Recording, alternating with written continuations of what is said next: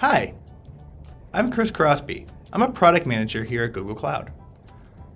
Lately, I've been working with a lot of customers on building out their security analytics platform or their telemetry data lake.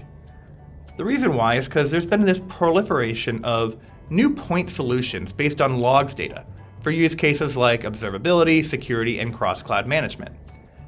And that's really created this need for a centralized security analytics platform that can answer those questions or troubleshoot scenarios where you need to join or review the logs stored across these multiple systems, or it's critical to join back logs to your business data to have the right context. So today, I'm going to provide an introduction to this idea of a modern security analytics platform based on BigQuery and Dataflow, and I'm also going to share with you some new BigQuery features that can help with security logs and telemetry analytics. So the title of this talk is Intro to Modern Security Analytics with BigQuery and Dataflow. And the reason why we're really focused on security analytics, because that tends to be the driver for most of the customers I've been working with. But what we're talking about today is really applicable to really any other type of telemetry, observability, logs, or machine-generated data. Joining with me is Srinidhi, who's going to be giving a demo later of some of the upcoming log analytics or security platform features for BigQuery. But just to level set before we get started, I want to break down SIEM versus security analytics in what we're talking about here. Because SIEM certainly provide a type of security analytics, but a SIEM is really about systems that collect log data generated by devices like laptops, network devices, and they're mostly after providing real-time security analysis and reporting. On the flip side, security analytics, that can take, if you have the right platform, that can take years of log data, provide complete pictures of multiple systems and incidents, and it incorporates semi-structured data from multiple security vendors or platforms. And then it gives users the ability to join across logs and business data using SQL and other common BI tools. It also gives you access to start building specialized ML based on what your organization actually needs. And it often can be used as a place for long-term data retention at a fraction of what it would cost to keep that data in a SIEM. So let's look at a couple specific examples that break this down. So with a SIEM, you're going to collect data and logs from specific hardware or agents. But with security analytics, you're going to have this centralized logging location for data from multiple security systems or even across clouds. With a SIEM, you're going to get insight into what is happening right now in your organization in a particular system. Security analytics is designed really to aggregate signals and events over time and monitor ongoing trends or possibly look into recurring patterns that happen, like seasonality. The SIEM is going to help you identify attacks. Security analytics will help you build new advanced machine learning or advanced capabilities to develop new types of threat detections that are very specific to your infrastructure and your organization. A SIEM, it's a package solution for a lot of predetermined and specific types of analysis, whereas the security analytics is much more for open questions, analysts to come take a look at, and then it's integrated with popular visualization and analytic tools, and it's going to help you combine logs against your business data to get more context and ask new types of questions. So this need for a modern security analytics platform really comes from architectures like this that are probably familiar to a lot of you watching, where you might have application logs that are going into an Elastic index, and that's where your application performance monitoring or your Kibana dashboards are. But then you have these lower level operating system network logs that flow into some proprietary vendor database that has SIEM or SOAR on top of it. And then of course there's these other machine generated logs that you might want to store in a format that's optimized for time series because it's coming from all of your various sensor data. And then that gets downsampled for data warehousing. And with all of this comes a lot of additional overhead, and you definitely are going to pay an additional tax for extracting and copying all this data around. So when I chat with a lot of my customers, they tell me that the common architecture patterns that you're seeing here, it leads to 5 critical issues that make security analysis or logs analysis pretty hard. Number 1 is you get a lot of latency issues. So all these additional hops means that data is going to take longer to get into the end systems. Number 2, there's no clear source of truth. data transformations, they might happen in multiple places. And so that makes it a challenge to understand what's actually happened to the data. Number 3 is if you want to start moving to these machine learning capabilities, there's a lot of additional hoops that are required to get data exported into the right tools and to get the right folks looking at that data. And then 4, just the reliance on all of these multiple interfaces where you have the same users who need to learn all these different systems and even different types of query languages against these systems. It becomes really hard to manually reconcile what's happening in your environment. And despite all of these pain points, the IT teams still have a really high cost and a lot of management complexities of running all these various vendor data management applications and data pipelines. So here at Google, it seems pretty intuitive to us that customers are choosing BigQuery as their next generation security analytics platform to start to capture and bring all that data together. So the same way you saw business data in the past all start to consolidate in the data warehouse, we're now seeing that at cloud scale with things like BigQuery. So Dremel, which is the query engine that BigQuery is based on, that was actually designed originally for logs. And so it's been used over a decade here internally at Google for analyzing logs and creating some really sophisticated machine learning on those logs for most of Google's biggest applications like Search, YouTube, and Gmail. And so if I start comparing BigQuery against the typical security platforms that I'm seeing today out there, there's some pretty big advantages.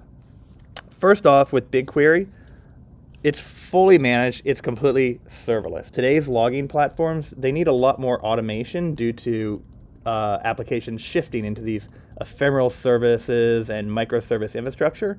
And so it's just becoming too hard to keep with all the various IT management tasks that are required for running these various logging backends. So BigQuery, it's fully managed and serverless. And companies like Exabeam have been able to really take advantage of that centralized location automated stack. So Exabeam provides its customers with this security analytics platform that goes well beyond what a SIEM can do, or a traditional SIEM can do, and starts developing. It has one place for all of your data that's either whether it's hot, whether it's warm, whether it's cold, or if they're doing their detections to identify different security profiles.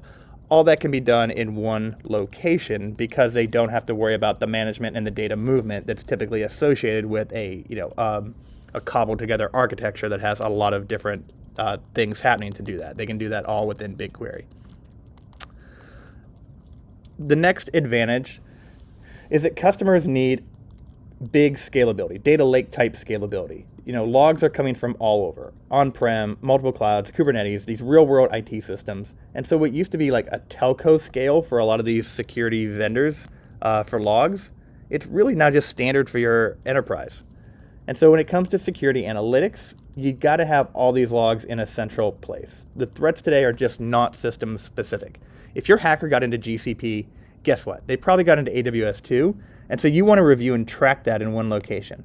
So if you have a full history of these logs, that's really important. And so if you even if you take something like the recent SolarWinds attack, that went back over 9-12 months, or if you want to go chase down your different places where you might have Log4j, that was months back, not just the last 30 days. And so you really need something that can cost effectively and independently scale the storage and the analytics. And so BigQuery is really good at doing that. And we're working with one company called Mach5. And what they're doing is they're building this next generational operational analytics company that can provide a managed service for customers who want to run open search applications at scale cost effectively. So they are using the scale of BigQuery to get away from a lot of the management typically associated with these search index platforms. And so what they're doing is they allow their users to run open search applications and dashboards using BigQuery as the backend, and then they store all of their data in this single BigQuery environment to query it using SQL or search or a combination of the two. And so since BigQuery is scalable, cost efficient, it makes it possible to actually get those open search Elastic-like capabilities on years or a much longer set of time at a smaller cost. And finally, BigQuery, or not finally, but there's also a lot of security built in directly into BigQuery. So a lot of these legacy or on-prem logs or security systems, they end up relying on security controls like the network as the primary layer of protection. However, our world now is very much cross-cloud, and there are also a lot tougher regulations like GDPR. So you really need this back-end store that can help you achieve a security posture that makes it easy to align with our digital world and that you can trust all your security and logging systems with. And so we have a lot of native security features built into BigQuery, things like column-level ACLs and our own types of encryption mechanisms, and everything that you put into BigQuery is automatically encrypted on disk.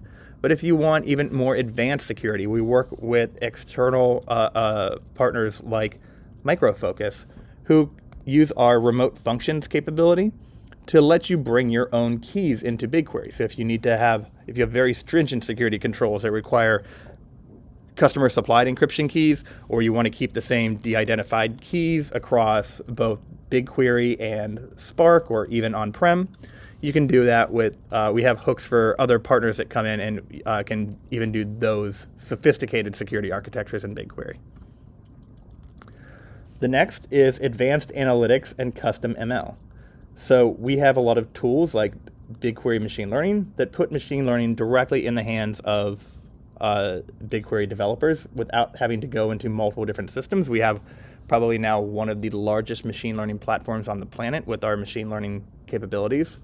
And the reason is customers are finding that a lot of the pre-canned outlier dashboards for their log data are just not cutting it for their setups today.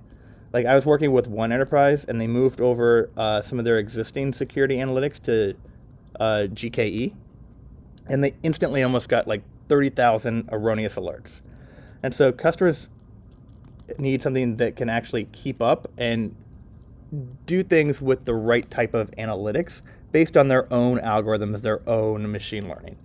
And so BigQuery is used by some of our large network security vendors out there to develop some pretty interesting platforms like the Palo Alto Cloud IDS, which is a jointly developed network threat detection service that can help GCP customers solve a lot of these critical network challenges.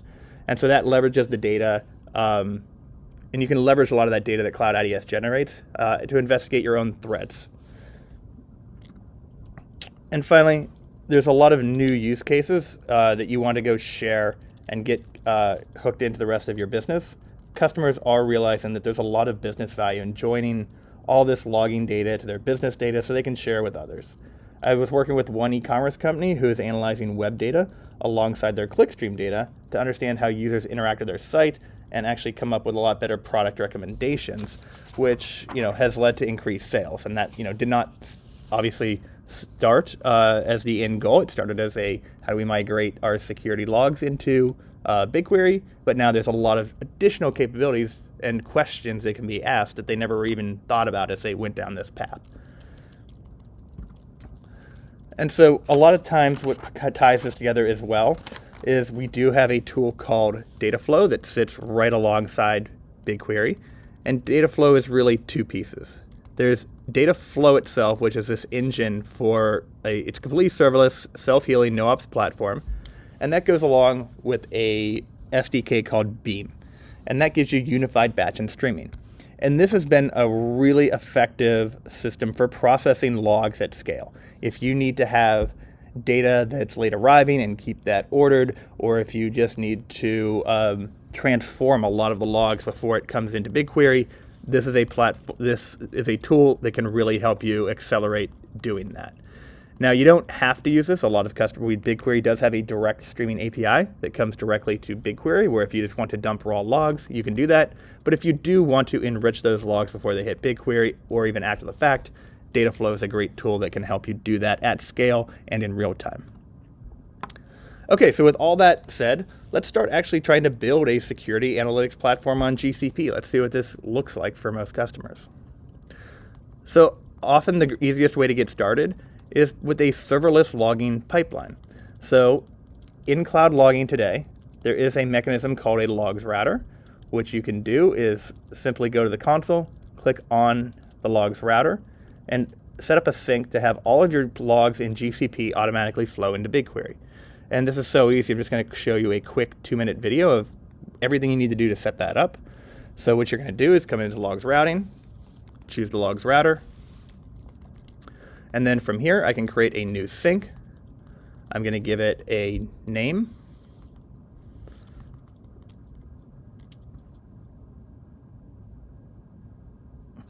I'm then going to choose BigQuery as the destination. So without having to run any jobs, without having to do my own ETLs or carry a pager to see what's going on, all the logs that are sent to cloud logging are going to be duplicated and sent in parallel to BigQuery. And that way, and it's not just going to send those logs over raw, it's going to actually do a lot of parsing on those logs, making it pretty easy to work with those logs. It's going to be in columnar format so you can see what's going on and take advantage of that. I created a partition table, so each day of logs, they'll be in its own partition. And then I can choose if there's logs I want to filter in or out, but I won't do that here. I'm just going to send all my logs over to BigQuery. And that's the start of my security analytics platform, because now I have all these logs available in BigQuery. And if I come over, you can see a basic example of, what these might look like.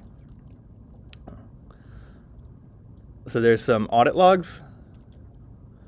And most of the logs, whether they come from cloud logging or they're the audit logs, they follow a pretty similar structure where, the basic information is parsed out, but then payloads are still available to start looking at it. And then I'll just do a quick select star on that, just so you can get an idea of what this looks like.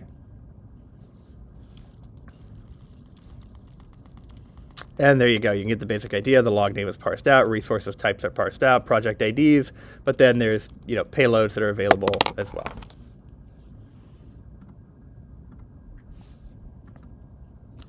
Now, we are actually taking that story one step further with a new log analytics tool that's going to be available soon from Cloud Logging. It is in preview now.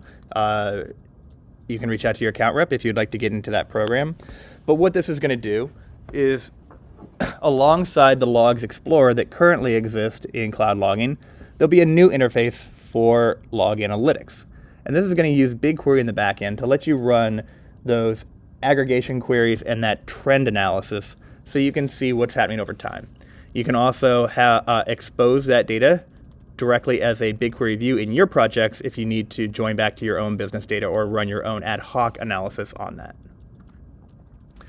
There's 2 other hooks to get set up on your security analytics platform if you want to start shipping logs in, again, automatically without having to run your own jobs.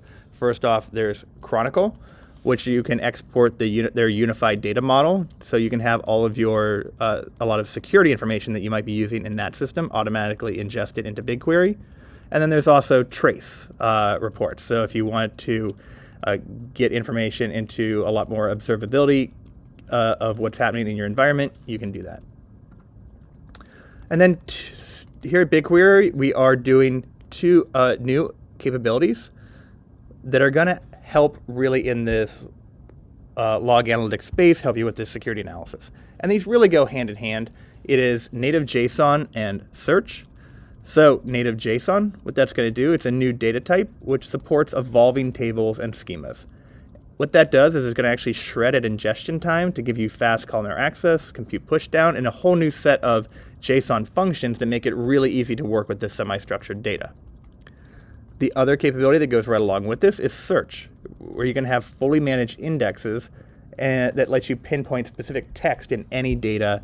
You can go back, have an entire petabyte of data, have it changing JSON schema on you, and still be able to find specific needle in a haystack type query situations.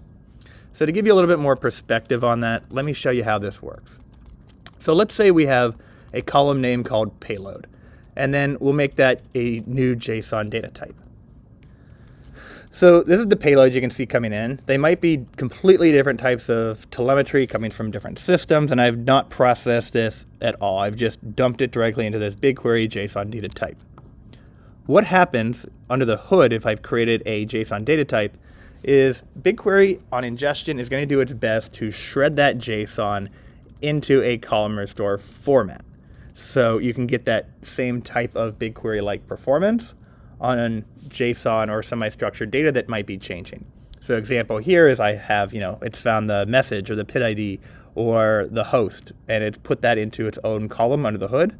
And that way, if I were to go run a query like give me that payload.message from that table, I don't have to go and pick up every single piece of I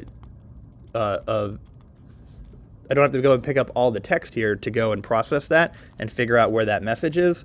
I can go directly and just project from the storage the message column so I have access, or the message field so I have access to that. And that really helps reduce a lot of the processing and speeds up a lot of these lookups. Now, on top of that, that's not where the story ends. Once we add search, now we can also have a text index that gets built on top of that JSON data. And it doesn't have to be JSON. It can be any kind of string data. It works the same way with the search index. And there's a text analyzer that's going to go through, and it's going to extract all this text information into unique tokens. And a token, you can kind of think about that almost like, each word, but that's also things like an IP address, URL, that type of thing. And it's going to put that into an inverted, or also known as a reverse index. And that way, if I have, any place I might have Crosby in that entire set of text, we're going to track exactly which BigQuery files that word is associated with. And that way, if I were to go run another query where I say, hey, give me the payload message where any column in this entire table has the word Crosby in it, I only have to go to the inverted index and I can find the very specific files that are associated with that word. And that's going to greatly reduce the amount of processing and the time it takes to go find elements and log data that you might need to go, for row lookups, to go troubleshoot. BigQuery is today a columnar store that's extremely good at crunching large-scale numbers. And now with these two capabilities, it's also good at finding particular rows or elements of data, whether it is structured or semi-structured. I'm now going to hand off to Srinidhi, who's going to show a demo of these two features in action. Hi, my name is Srinidhi, and I'm a software engineer on BigQuery. And I'm going to be doing a demo over the two new log analysis capabilities in BigQuery, the first being search and the second being JSON. And in the first example, we're going to be doing a cross-column search and looking for a particular server ID across all columns in the table. This table is 50 terabytes in size. And if we look at the schema, it has mostly string columns. And to confirm, it's 52 terabytes in size. And we have to type out every single column name, and write contains several times for each column in the table. And obviously this is pretty verbose of a statement, and it can be pretty error prone. So I'm gonna go ahead and run this query.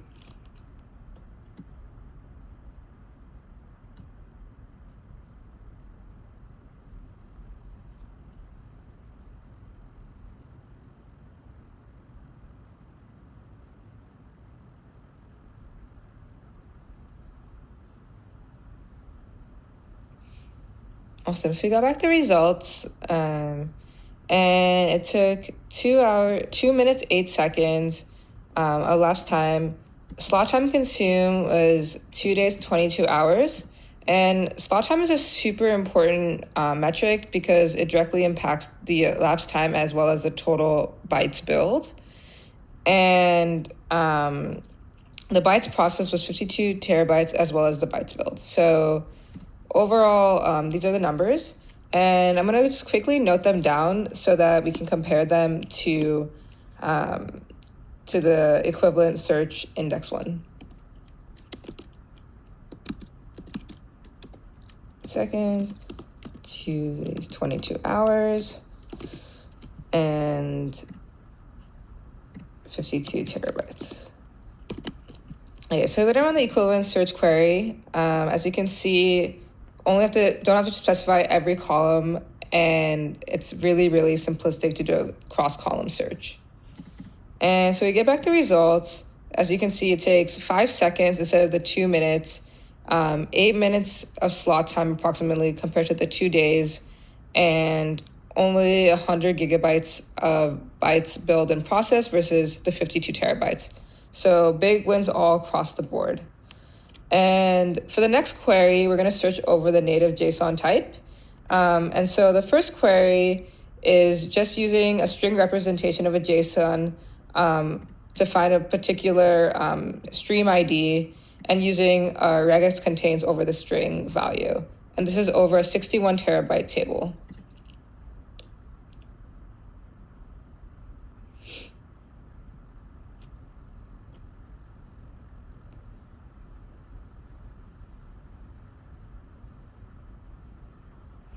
Awesome, so you get the results.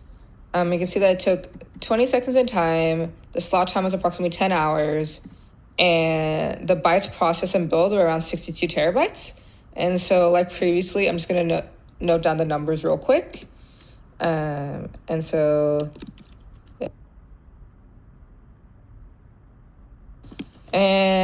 now we're gonna run this query. This JSON payload is now stored as a JSON type, and we're using the search over a JSON type.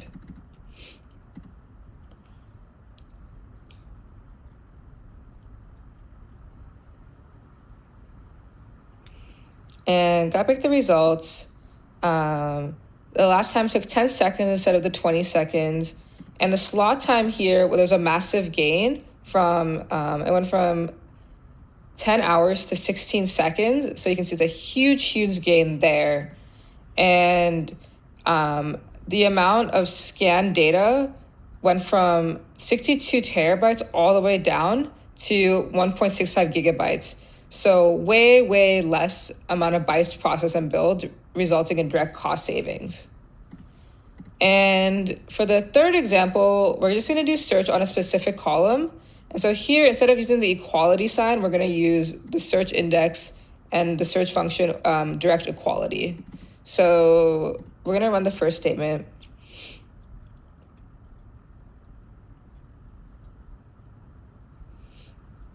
And get back the results. It took 12 seconds. The slot time was around 6 hours and 52 terabytes build and scanned. And just gonna note down the numbers real quick.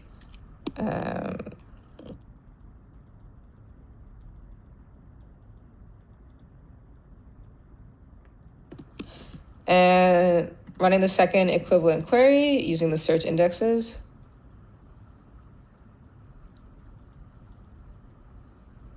Got back the results and went from 12 seconds to 2 seconds. The slot time went from 5 hours, almost 6 hours, to 7 seconds. And the amount of bytes build and scan went from 52 terabytes all the way down to 3 gigabytes. So again, a huge savings all across the board. And for the last query, all the rest of the queries were over tables of size bigger, 50 terabytes and above. And just wanted to demonstrate that you can have effective savings on smaller tables as well. So the next queries are going to be over a 2 terabyte table. And so here, looking over JSON payload for this particular ID and running the regex query first.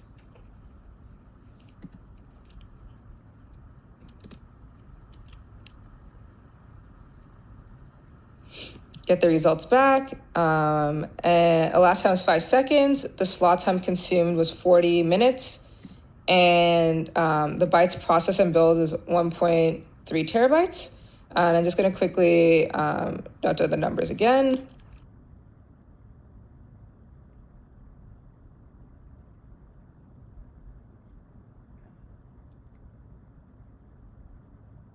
Terabytes. And running the equivalent query using search indexes.